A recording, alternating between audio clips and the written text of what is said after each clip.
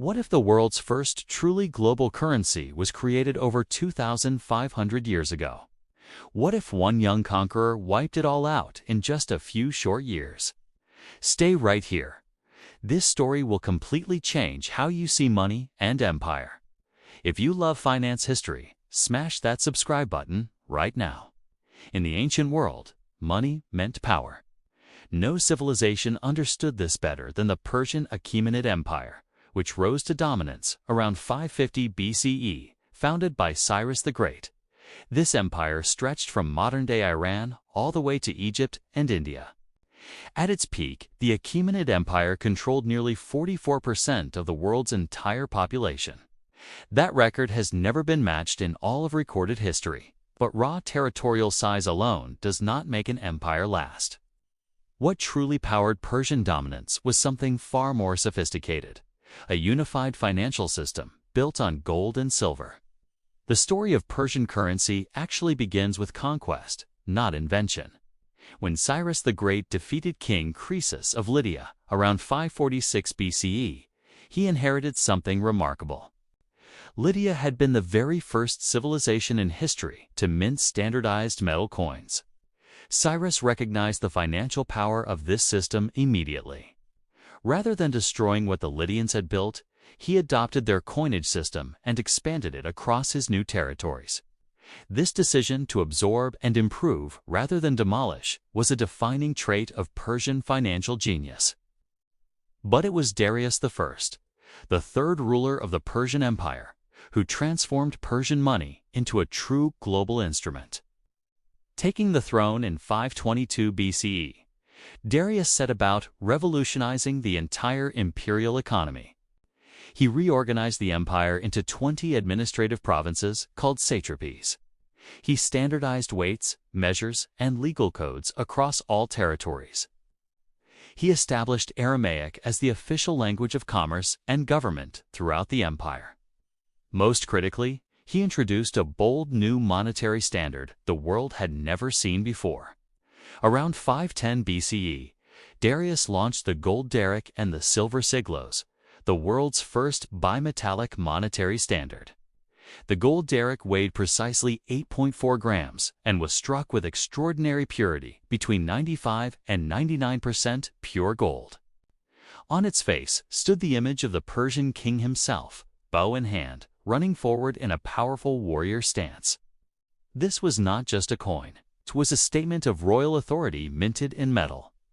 The exchange rate was fixed at 1 daric 220 silver siglos. This created a stable, predictable monetary system that merchants from Egypt to India could trust completely. The daric quickly earned a reputation no other ancient currency could match. Greek soldiers, Egyptian merchants, Babylonian traders, and Indian spice dealers all recognized and accepted the Persian daric. Hordes of darics have been discovered everywhere, from Sicily in the west to Afghanistan in the east.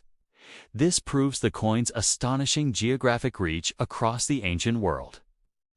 For more than 185 years, the core design of the daric remained virtually unchanged. That consistency was not laziness. It was brilliant monetary policy. Stability of design communicated stability of value. It told every merchant in the known world, this coin can be trusted. The daric was also notable for something even more unusual: a strict royal mint monopoly. Darius made minting an exclusively royal privilege. No satrap or local governor could produce the imperial coinage. Only the central mint at Sardis in Lydia was authorized to strike darics and sigloi. Any satrap who attempted to coin his own money faced execution by the king's order. This centralized control over money supply was a financial innovation that would not reappear in the Western world for centuries. It gave the Persian king enormous leverage over the entire imperial economy. The Greeks nicknamed the daric toxotai, meaning archers, after the bowman depicted on its face. But in diplomatic circles, the archer carried a far more dangerous second meaning. Persian gold was used as a weapon of soft power with devastating effectiveness. Around 395 BCE, a Persian satrap distributed tens of thousands of darics to politicians in Athens and Thebes. This effectively purchased a war against Sparta without a single Persian soldier crossing the battlefield. The Spartan king, Agesilaus II, was forced to abandon a successful campaign in Asia Minor as a result. He reportedly quipped that he had been driven out of Asia by 10,000 Persian archers, meaning the coins, not soldiers. Money, Darius understood, was often more powerful than any army. Behind the currency lay an equally sophisticated tax system. In 519 BCE, Darius established a regulated taxation framework unlike anything the ancient world had previously seen. Each satrapy paid a fixed annual tribute in silver, precisely calculated based on the area of cultivated land and its crop yield. According to the historian Herodotus, the total annual tribute from all satrapies amounted to approximately 7,740 Babylonian talents of silver. That translates to roughly 232,200 kilograms of silver collected every single year. Babylon and Assyria alone contributed 1,000 talents annually. Egypt paid 700 talents. India submitted its tribute in gold dust rather than silver coins. The royal road was the physical spine of this financial empire. Stretching 2,700 kilometers from Susa to Sardis, it was lined with postal relay stations along its entire length. Royal messengers could cover the full route in roughly a week, astonishing speed for the ancient world. This road did not just move soldiers. It moved money, tax receipts, trade goods, and financial orders across the empire at remarkable speed. The Achaemenids also imposed tariffs on trade passing through their territories, turning commerce itself into a powerful revenue stream. Their economy was, by ancient standards, extraordinarily sophisticated. Over 2 centuries, Persian kings accumulated staggering wealth in their royal treasuries at Persepolis, Susa, and Ecbatana. Gold poured in from Armenia and Asia Minor. Silver flowed from across the Aegean world. Tribute arrived in every form: grain, horses, livestock, spices, and precious metals. The Persians, remarkably, often hoarded rather than circulated this accumulated wealth. They kept mountains of uncoined precious metals sitting in vaults as a raw reserve of monetary power. By the time Darius III faced his greatest threat, the Persian treasuries held wealth that defied easy description. That threat arrived from Macedonia in 334 BCE. Alexander III, whom history calls the Great, crossed into Asia with a relatively small but brilliantly trained army. He had inherited from his father Philip II a nearly bankrupt treasury. Reports indicate he had just 60 talents in gold but carried debts of 1,300 talents. Alexander literally could not afford to fail. His campaign was as much financial desperation as military ambition. Every Persian city he captured refilled his war chest and allowed him to press forward. The Persian financial empire, built to sustain a dynasty, would now fuel its own destruction. The decisive moment came at the Battle of Gaugamela in 331 BCE. Alexander crushed the army of Darius III in one of history's most consequential military engagements. Darius fled the battlefield, leaving the road to the Persian heartland completely wide open. Within months, Alexander stood inside the great treasury cities of the Achaemenid Empire. What he found there exceeded any conqueror's wildest dreams. At Susa, he seized approximately 50,000 talents of gold and silver. At Ecbatana, another 25,000 to 26,000 talents awaited him. At Persepolis, the greatest treasury of the Persian Empire, the haul was almost beyond comprehension. Ancient sources record that Persepolis alone yielded around 120,000 talents of precious metal. This was gold and silver accumulated over generations of imperial taxation and tribute. According to the ancient writer Diodorus, the treasure at Persepolis amounted to roughly 2,500 tons of silver equivalent. To physically transport just this one city's treasure, Alexander required 3,000 camels and 10,000 pairs of mules. That is more than 23,000 beasts of burden just for Persepolis alone. The combined haul from all captured Persian cities totaled between 180,000 and 200,000 talents. That equals approximately 4,600 to 5,000 tons of silver in total. To put this in modern terms, historians estimate the Persian treasuries were worth hundreds of billions of dollars today. Some calculations place the total above $1 trillion when accounting for current precious metal prices and purchasing power. It was the greatest single transfer of financial wealth in the entire ancient world. In just a few years of conquest, one man dismantled 2 centuries of accumulated Persian fiscal power. He then redirected that wealth into his own campaigns of further expansion. What did Alexander do with the treasure? He distributed lavish bonuses directly to his troops.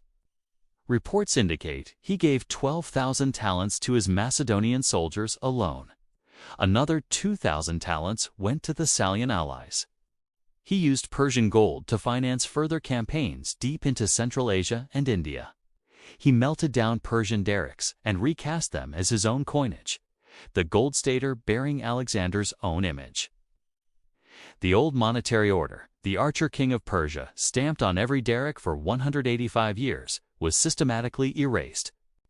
By around 300 BCE, the Persian daric had been almost entirely replaced by Alexander's coins. Alexander also, infamously, destroyed Persepolis itself.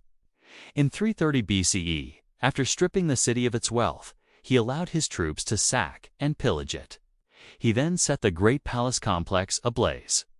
Ancient accounts suggest he may have been drunk when he ordered the burning. Some accounts say he regretted the decision almost immediately. Gone were the magnificent audience halls and the royal archives. Centuries of Zoroastrian religious texts written on parchment were destroyed forever. Irreplaceable works of art from across the ancient world turned to ash. The financial capital of history's most sophisticated monetary empire was reduced to standing columns and rubble. The economic consequences reverberated across the ancient world for generations. When Alexander flooded Mediterranean markets with newly minted coin from melted Persian bullion, prices shifted dramatically. He triggered inflation in some markets and a dramatic expansion of money supply in others. The dormant Persian hoard, sitting unused in royal vaults for decades, suddenly entered circulation all at once. Historians still debate whether this ultimately stimulated trade or simply destabilized existing economic systems. What is certain is that no single transfer of monetary wealth had ever happened so rapidly before in human history. Alexander died in Babylon in 323 BCE, just 32 years old. He left behind no lasting financial system to replace what he had destroyed. His generals divided the empire into competing successor kingdoms. The Seleucids inherited much of the former Persian territory and continued using the Achaemenid tax framework. They did so because, frankly, nothing better existed. Even the conqueror's own heirs acknowledged that Persian financial administration was too sophisticated to simply discard. The satrapy system, the road network, and the tax records, all Persian innovations outlived the empire that created them. The Persian daric itself, the world's first true reserve currency, left an indelible mark on financial history. It is one of the only ancient coins mentioned explicitly in the Old Testament. The Book of Chronicles and the Book of Ezra both reference the daric by name. It established the principle that a universal currency needs consistent design, guaranteed purity, and centralized issuance. Every reserve currency that followed, from the Roman denarius to the British pound to the US dollar, operates on financial Alask. I can't see what that /long-lasting color.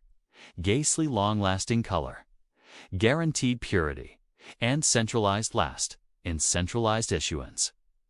As if we /emphasize to see, my last dollar, to subuse call it. You want to see some move, my laugh.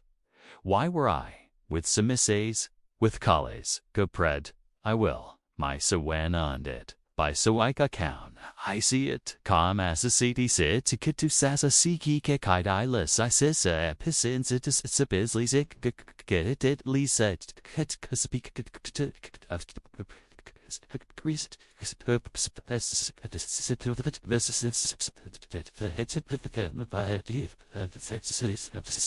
Principles that Darius the Great first encoded into 8.4 grams of nearly pure gold over 2,500 years ago.